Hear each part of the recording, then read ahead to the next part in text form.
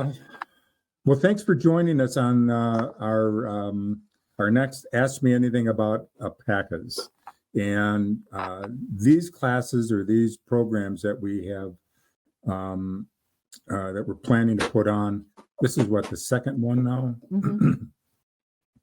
And we're going through what we had offered on weekend classes where people would come in and spend the weekend to learn about alpacas.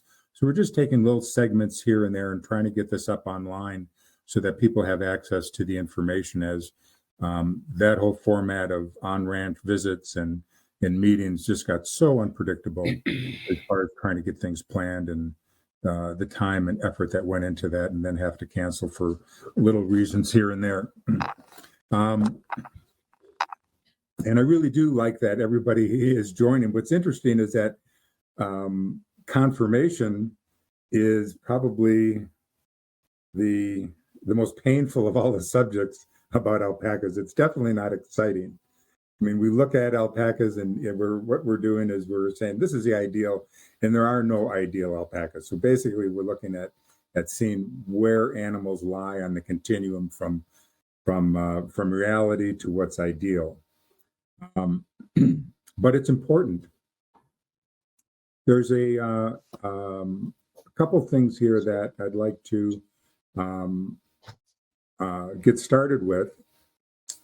First of all, my name is John, my wife Cindy, and we've been raising alpacas here with Stargazer for now 25 years.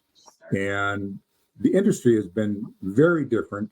I think the focus is still the same, but there's been a lot of changes as things have developed over the last over the time that we've been raising alpacas. But what really brought us to be very interested in these animals is what Mike Safley says here in that bottom paragraph, is that for the most part, alpacas have been largely unimproved for the last 500 years. I can't get the screen to work. I'm But good now. Okay. And yeah, technology, don't you love it? But alpacas being unimproved for 500 years was kind of interesting. Is that we just saw this as an opportunity to get involved with a livestock that hasn't been affected by a lot of people's whims and fancies, like you see with dogs and things like that over time. Horses. And that really falls into place when it comes into conformation on alpacas. In fact, when we get into discussion, after we go through the slides that we have here, is that we're going to have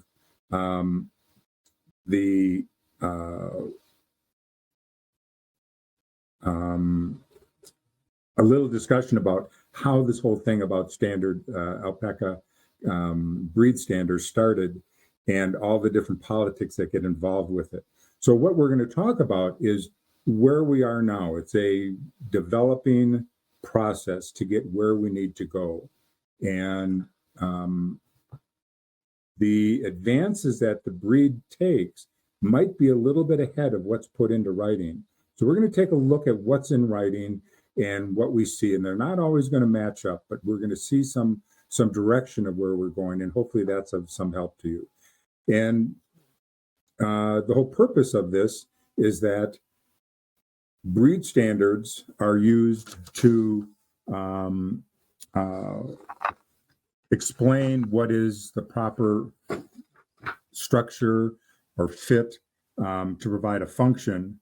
And we're going to be talking about what is the very best conformational traits, and what's ideal, and also what's negative and what's undesirable. Now, most alpacas are going to fall between the absolute worst and the absolute best on some traits. There's no alpaca that's going to be ideal on every trait. And the idea is to try to get to an understanding as how to develop them. These documents, the breed standard documents that are shown on this screen, are available. You can download them, you can review them, you can see if your ideas match up with the industry ideas.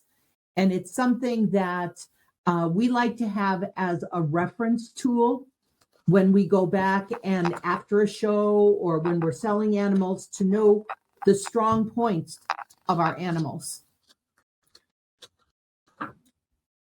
And the purpose of paying attention to this, I had read somewhere here in genetics that, well, first of all, we know that the heritability of changing bone structure, of changing skeleton is very difficult, probably less than 0.2 heritability. Now, if you know the difference between bone and fleece, there are a lot of fleece traits that you could change with almost a 50% heritability. So they're very easy to change.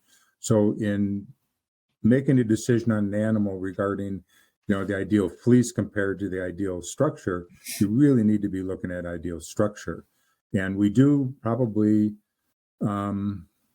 evaluate our males and our herd sires at a much greater level than we do our females. Our females, we do need to be looking at, as to a level as to what is the traits that we need to improve, and we need to look at the male as the one that's going to do that. In the cattle industry, there's a saying that your females are a description that needs to be changed, but if you have a bad male, a bad bull, that becomes your whole herd. So if you're breeding and you're not paying attention, that's something that you deal with forever. It can take decades to get rid of bad traits. So it's something really, really to pay attention to.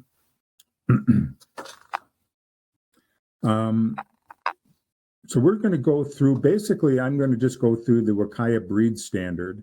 If there's any questions, definitely there should be a thing here on, we got to have a chat. We do have a chat here button. Christy's from Canada. We got to get that up there. Otherwise, we're not going to see it. Do you see the chat line? Chat on the, Okay. You've got that? All right. Let me know if there's anything we need to pay attention There's to. one there. And we're just going to go through the Wakaya breed standard. And if there's any questions regarding stories, it basically follows the same thing. There's a few differences. Obviously, we get into fleece. That's going to be a big difference between the two. So the purpose of breed standards is for making breeding and purchase decisions. We're looking at form, the function, the health of the animal, the differences between males and females. And I've said we probably really look at males with a much more critical eye than we do our females. And then we're going to look at the method of how we're going to look at this. I think everyone's going to come up with their own way of evaluating their animals, but to come up with a method that you follow, we're going to go through kind of what a judge does in the show ring. And we're going to start off by looking at how they judge an animal when you enter the ring. And we're going to start off here with what is the gait of the animal. Now, according to the standard, what they're looking at here is that they're looking for a fluid gait with a balanced stride, with both toes pointed forward and tracking evenly on a straight line. So that would be over on the far left of that little picture we're showing. And that's ideal, but even though you're walking a straight line, toes could be pointed off to one side or the other, toed in, toed out. But when the judge is also looking for the dishing, where you're dishing in and the legs are swinging in or the legs are scribing out, those are something that is actually very common when you take a look, but it's something that you're going to have to look at head on or from the back, watching them walk away in order to see that happening. Now, the tightrope walking is actually a very significantly bad trait. That's like runway model stuff and not a good thing with alpacas. And this is something that you can do when you're out with your animals, where you're watching them walk to and from the pasture or in the barn. They're supposed to be relaxed when they're walking, not stressed out. So when you're watching them, look at their feet and see where they track. And that's their gait. Okay. Now, front legs, they're looking for excellent substance of bone with correct angulation when viewed from the front and the side. Toes pointed forward, demonstrating adequate chest width. So the ones circled in, we got front and rear on both of these. The ones circled in blue are what's ideal. And most animals we see are going to be some variation between A and H, on both of those.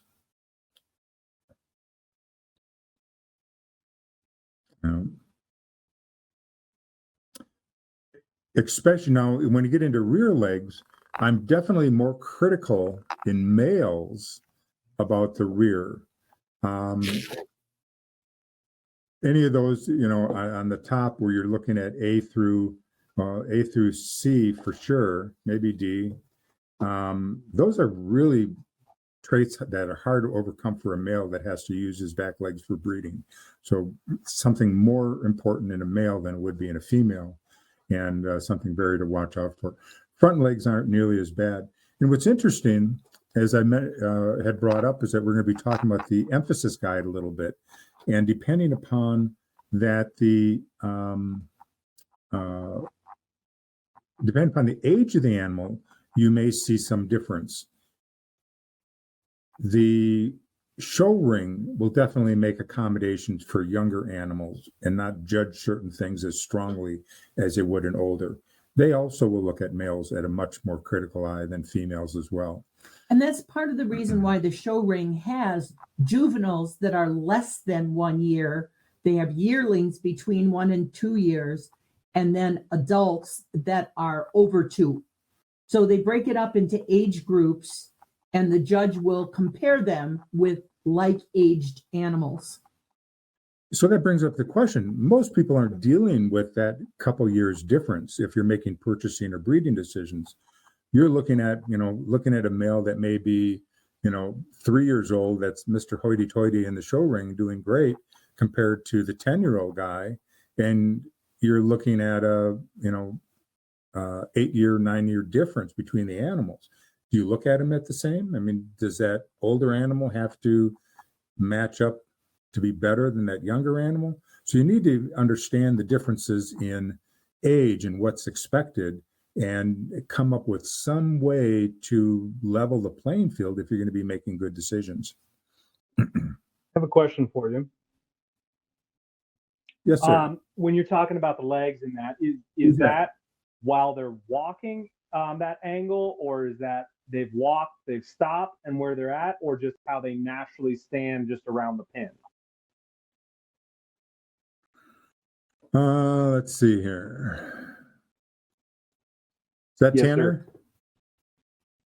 Sir. Okay. Now you're talking about this one here, one back here, correct. The legs? Okay. That's actually standing. Okay. It could be walking as well, but yeah, that's standing there. And has anybody, I'm assuming many people here have showed, if you have alpacas, many of you have showed, or at least been to a show. And half the time, for experienced people that show, half the time you're spending, get your animals to get all their legs straight, get their toes pointed the right direction, watching the judge, where are you at on this whole thing? And also to try to keep your animal as calm as possible. But yeah, the major faults are hard to hide. If you're not going to go into the ring with something that looks even like number A, well, although I've seen it, but you don't see too much of that. You're going to see a smaller variation of it to some idea. Here is a view from the front showing angulation. Now the front view on the front legs is showing all the way from up at the shoulder, and that angulation can also come down from the knees as well. Once you start getting past 15 degrees, you're into dangerous territory. From 0 to 15 degrees, that's something to work with, and you're not going to experience too much problem. But once you get past that, now you start making questions as to, is that an animal that should be in your breeding pool? Same thing with buck knees and your calf knees on the next one, the side view. Very frequently when animals are born, a cria will be over the knees. That will straighten out. That's not what it's referring to. It's something that is going to be permanent and standard. If you're looking at a 1-year-old animal and they're out at 10 degrees, buck knee or calf knee, that's an issue. And the point with that is to how well it's going to age and what it's going to do. Now, for that animal alone, so well, that's not a big deal. I'll handle it. The animals that if you're going to use in your breeding program, whatever you're putting on the ground with those genetics, I think it was Jay Lush that was talking about that even if you're in a breed that has a small number of herd sires, 200 herd sires in the whole breed, in a period of 7 generations? Years, 75 years. In about 75 years, you might get rid of 1% of those defects. So these are hard things to get rid of. You got to really pay attention to what you're doing. You definitely don't want to get into those red areas and take it lightly. Looking at side conformation, the diagram on top is just trying to give you an idea of what to look at. Those are the areas that when you're looking at the side is to pay attention. Starting at the upper back, is it humpback, sway back? Is it flat? Is it sloped? Of course, you got your tail set where it's going. We'll get into that a little bit.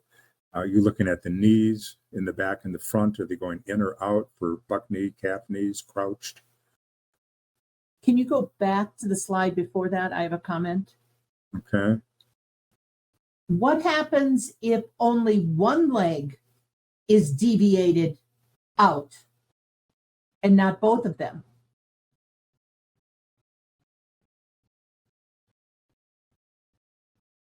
Any ideas? Ask for the right side.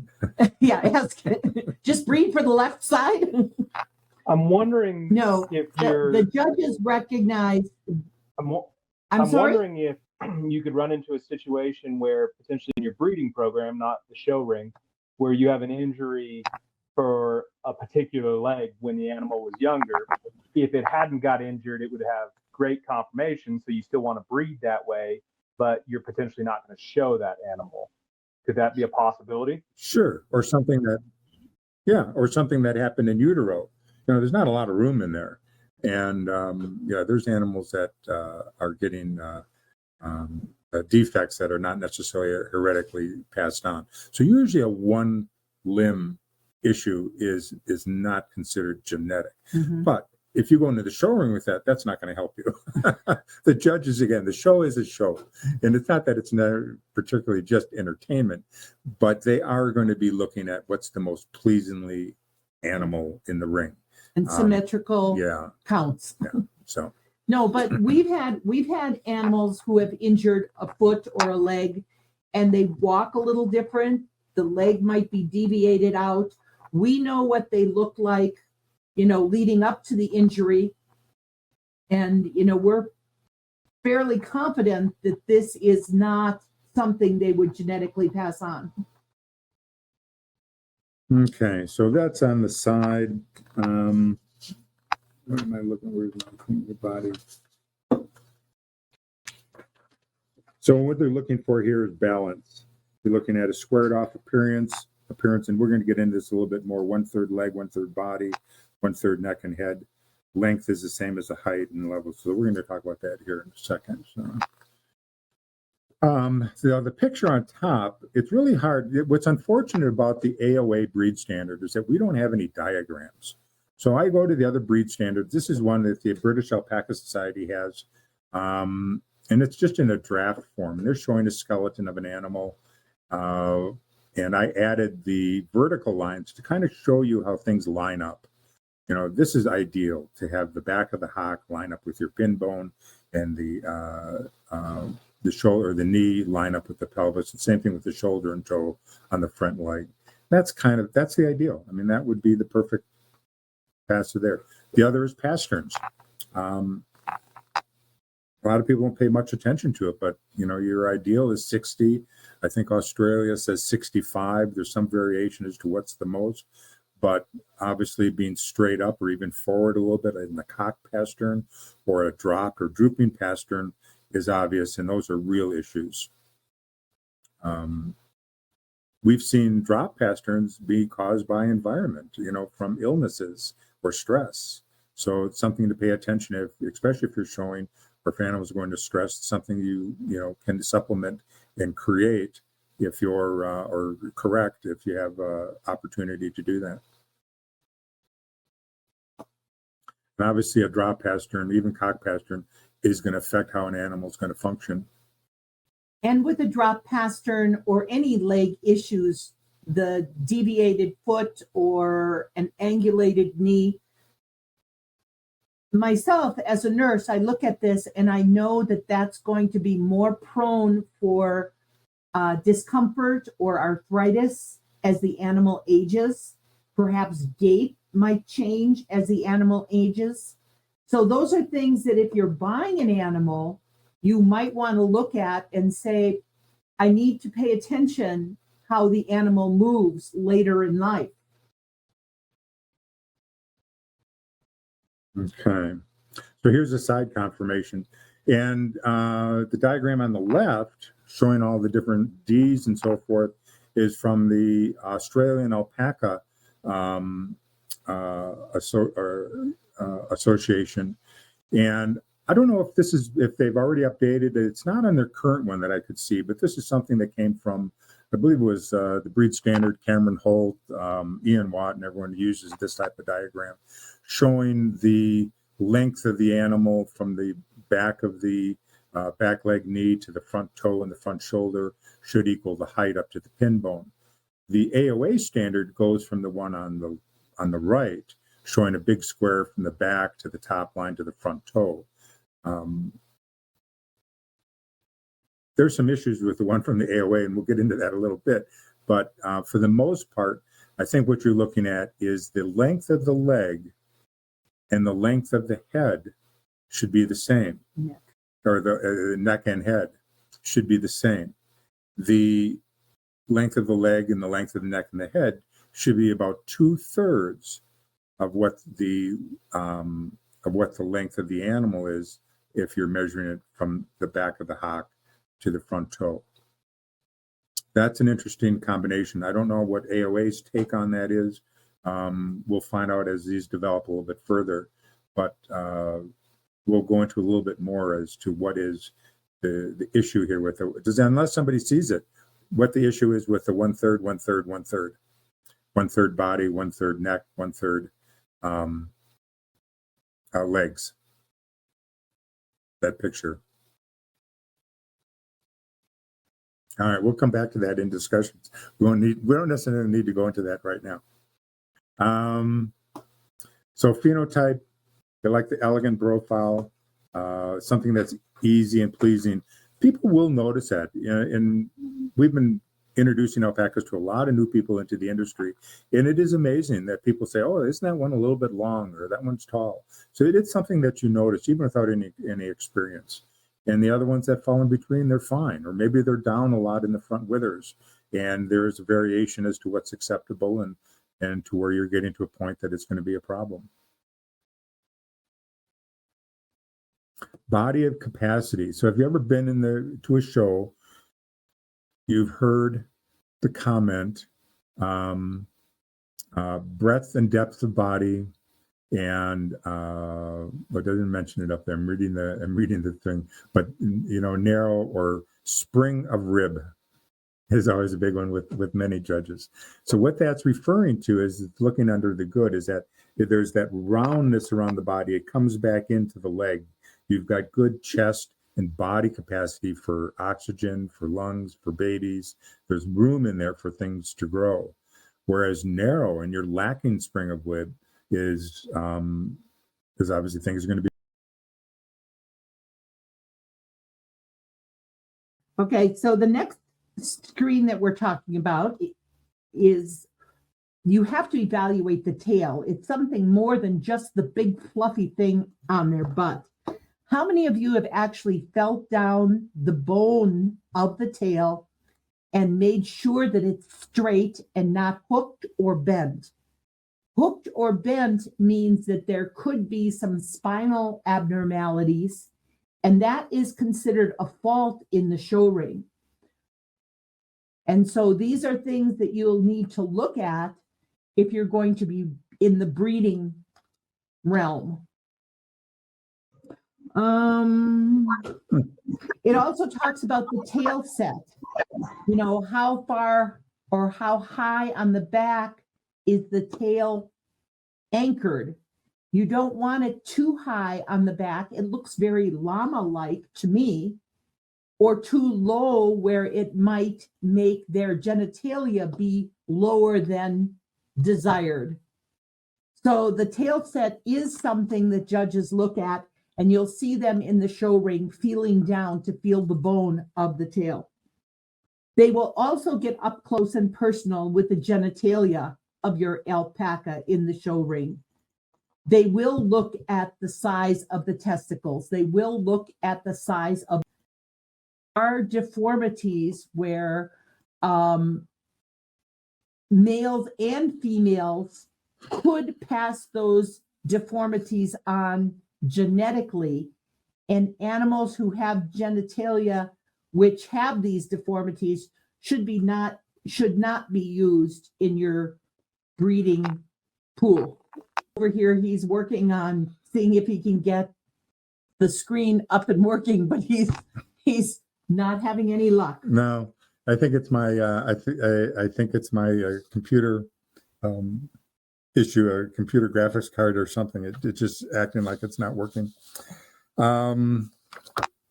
Well, let's talk about head. So in the breed standard, talking a true to type head, which is a wedge shaped. Ears are erect, spear shaped, of appropriate length.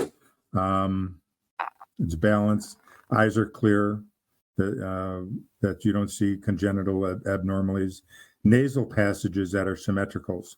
I think everybody is real familiar with bites and looking at a poor bite. And unfortunately, I can't pull up the picture of the mandible, but the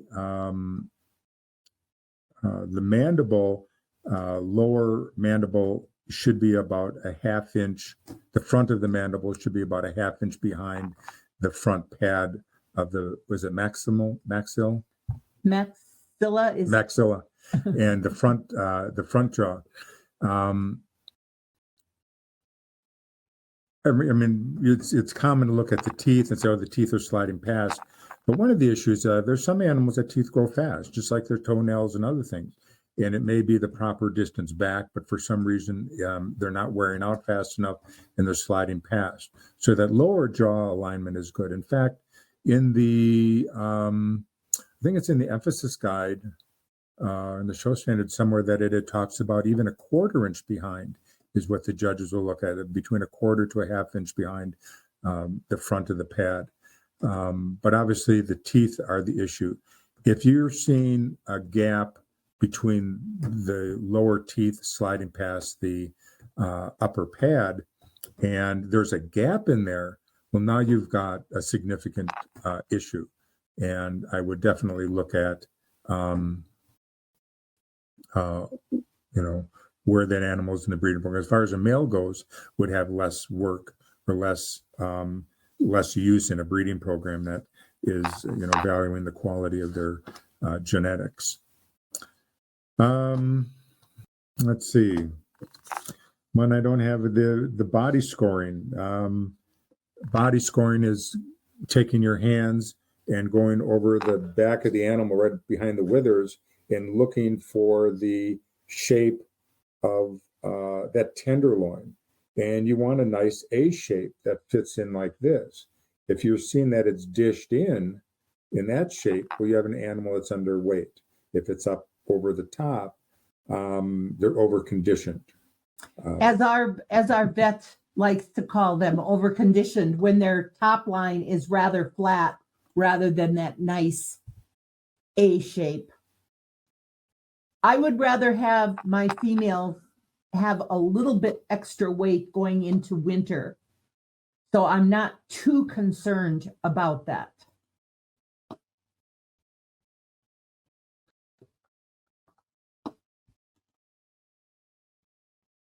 No, I thought maybe it would come back, but it didn't come back. So, okay. Get on to the next one. Yeah. And unfortunately, I can't show you the page. So I'm using the references that I've used for the pictures in this video to I think be, so. well, that's one of them. That's the one that's currently available. And we'll- Everything that you need to know is in that book, with better pictures than what we're showing here and a better description. This was written by 4 different judges that was put together in their consensus. And it's actually about half the price as it was initially. It's only $45 right through the Alpaca Owners Association website. And without a doubt, that's what you're going to need to have. There's nothing that, from this is going to be that memorable to see what's going on. But it definitely covers everything that you need to know. There's another book that we use, the Complete Alpaca book. I think that's, I saw that on sale somewhere. Somebody had that. You can find those used. I've seen them as high as $200. They're out of print, though. Yeah, they've been out of print for a long time. But that's a textbook that's been out there for years that they use in cannula rotations at the vet school. And then, that's the one there, Medicine and Surgery of Alpacas and Guanacos, South American camelids. Murray has been, in fact, most of the drawings and stuff that we were looking at on the handouts or on the screenshots were drawn by Murray. He wasn't a great artist, but he definitely saw big value to, being able to describe what's good and what's not in there. Sorry, you guys. Technology has failed us again. And we're now opening it up to questions. We will get you copies of all the slides. We should have, if you signed up as a participant, we will. Oh, it arrived. There it is. It came. I don't know. Look at this. Okay. So there's the tail sets, high or low. You can see the little descriptions as to the bent. And that little J hook is something that's very common, and the judges will feel for that. They do find that. That's still out there today. Genitalia, male testicles, same size, proper size. 4 teats. Why would you care if the male has 4 teats or not?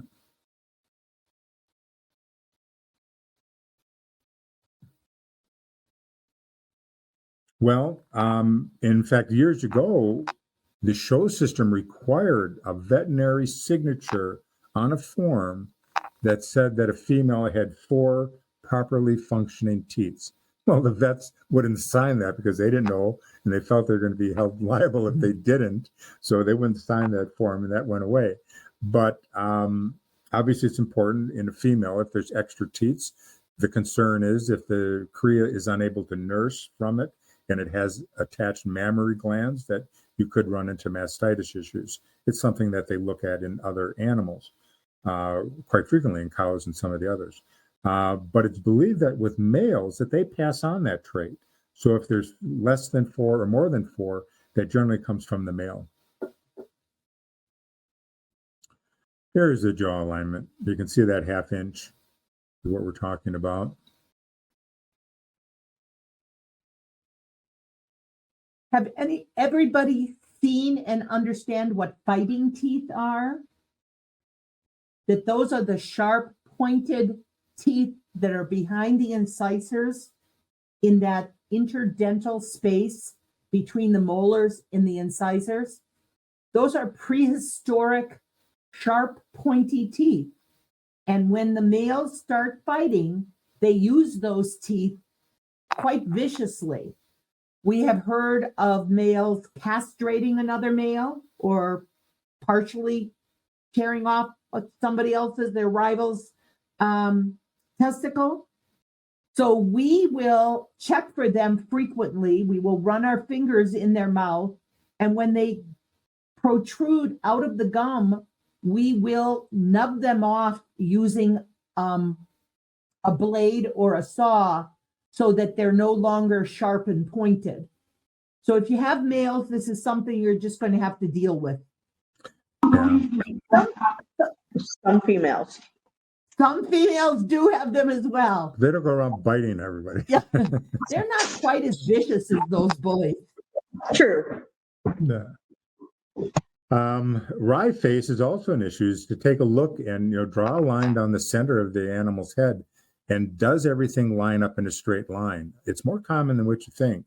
Also, when you're showing an animal, if you do show, and you're the common method of showing the bite to a judge is to pick up to spread the upper and lower lips.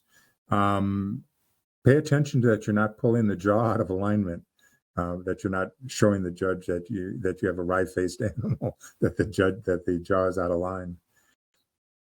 Okay. There are the references. There's the body score. Okay. So this is 1 through 5. People also use a score 1 through 10. They just have different variations between the two. But so if somebody refers to a body score of 3, are they on a scale from 1 to 5 or 1 to 10? That would obviously be important. But it shows you the location of where you're supposed to feel for that. In addition to those, you can look at the front chest to see, is there space between the legs? Is it very, or is it filled in? For animals that are over-conditioned, they're going to be, the fat will accumulate there as well as in the back legs as well. And there we go. So these are the books that we were talking about. You're also available, the Australian Alpaca Association has some of the things we're looking at. The Canada Lamb and Alpaca Association has some interesting information. So they're all a little bit different. For an example, the Canada Lamb and Alpaca Association refers to the height of an alpaca and I think males and females are the same, are 32 inches. I think Australia was 33. They also use centimeters, and I don't remember what those were. But AOA is looking at 33 to 35 for a female and 35 to 37 for males for height of the animal. So there's little differences on each of those, as we'll see. But the book to get that really goes into detail when you're looking at some of these and to help refresh yourself and what the issues are would be the Art and Science of Alpaca Judging. It would be a great reference to have. So, well, sorry about that break. It would have been nice just to have that screen show up when it was supposed to. But what's interesting, I've lost everyone here. So hopefully you can hear me. They're smiling and nodding. So yes, yes, they Okay, can. because I can't see you. You're gone. I can see I can see the screen, and that's what was important. What other questions do you have? I know what it was. So we can go back to this one here. All right. Has anybody thought about this as to what would be the issue for the 1/3, a third neck and head, third body, third legs?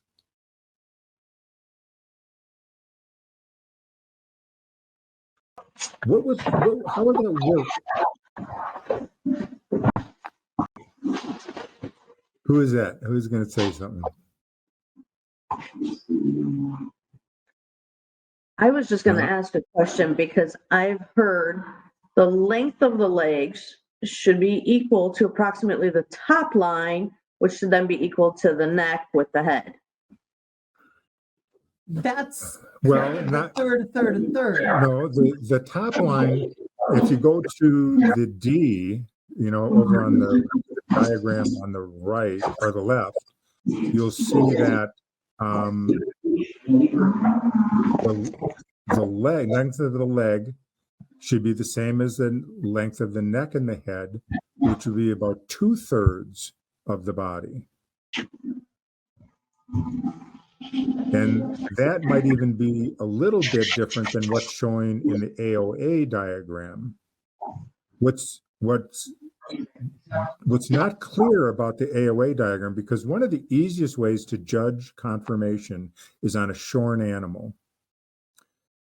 If that animal that they're showing there, the third, was shorn, it would not. They have the same proportion? Yeah, it wouldn't. If they were shorn. If you have 4 to 5 inches of fleece all the way around the body. Even if it's 3 inches. you got a couple inches on the belly and the chest for sure, and you got at least a few inches on the back. So, and you have a few inches off the rump too, so the box does shorten up a little bit. But the third, is, I think, came on real well, and it came from this diagram. I think it came from, and I don't know for sure, but I think it came from the Australian Breed Association that was done back in the late 1990s or early 2000s. And they were looking at an animal that was much more sloped in the front. And they ran the horizontal line off the back. They ran the horizontal line to the chest, and that seemed to match up more. But as you bring that back level, which they think is fine and is the look that they're going for, that changes unless you make the chest a lot bigger. Of course, that gets into the spring of rib, and they do want them bigger, but I don't know if it really works that well. But again, when you're looking at the animal, either way, what they're looking for is that it has that square appearance.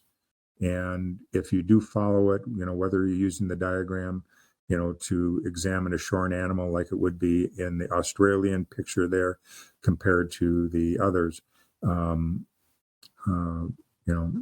squareness of the animal is what's ideal. Mary, being a show superintendent, understands that there are more shorn classes now, or composite classes, where the shorn animal is judged and their fleece is judged separately and the scores are combined. So there's some real interesting new shows that are out there that will highlight the conformation of a shorn animal. Those ones are still far and few in between when it comes to being shorn. All the ones I have done still have to require a 2-inch length of fleece minimum. Yeah. They were even hard, even when they used to be real popular. They're complicated. They're complicated. That's a good word. Yeah. Now they have the innovative fleece show, which is interesting, and I was hoping to hear more about how that works, and I'm not real familiar with it, but it's something that I think is a good, exciting direction for the industry to go. Well, it sounds like, based on what you're telling me, that if let's say I was going to go look for a potential new herd sire, and I'd isolated 4 or 5 of them, and they weren't actively being shown very often, so I didn't have the judge's opinion. It sounds like I would want to look at those animals more when they're shorn than when they're in full fleece if I'm looking at buying one. Oh yeah, you're going to know a lot more about it. It's so much easier to tell sickle hock, cow hock. I mean, all those things it's so much easier to see what's going on than watching, because you're still trying to imagine where the bone is when you're looking at an animal in full fleece. That's kind of tough to do. Somewhere, in fact, I think that was in one of the somebody's breed standard. Eric Hoffman or Fowler or somebody said, well, the animal should be in a calm position in order to examine legs, should be relaxed so you can examine it properly. And if they're in full fleece, you should wrap their legs with wrap so that you can squish the thing down, you can see where the bone is. I said, well, so much for the animal being relaxed, because it ain't going to happen. Yeah, And, if you wrap a wrap around their legs, they're not going to be calm. So yeah, being shorn is ideal. I mean, that it's really simplifies things a lot. Now the judges in the ring, they, just by the way an animal walks, when they're looking, they can pick up. I mean, but this is what their training is. This is what they spend hundreds of hours going through that and seeing what it is. They spend a lot of time on conformation, and animal movement tells them an awful lot. But great question. The second part of this series, and I promise we will work on the technology again. I need a new computer. A new computer. Yeah, that's what John's telling me. He needs a new computer. Will be about fleece. And that is part of what you evaluate if you're looking to purchase an animal, breed an animal, show an animal. Those are characteristics that you can visualize. So that will be our next podcast in a couple of weeks. Sure. Sure. If he gets a new computer. Well, and we get into fleas. I don't even know if we can get it all into one. So we might end up going into two, but I guess since we're not going to actually have samples to pass out, I think we can all do it in one session Mm-hmm. and bring it. But if we're talking Surrey, so as far as the people attending here, is there anybody that raises Surreys? I don't think so. Huh? All right. Yeah, because we'll probably stick with the Wakaya and then and then address Surreys as we go through it. Well, we really appreciate you. If you have another question or two, we are trying hard to stay within the hour, and we appreciate everybody's patience with our technology snafu. Well, thank you again for joining. We appreciate your participation, and we'll see what this is going to look like. I'll have to run through and see what it's going to be like to get this recorded and online.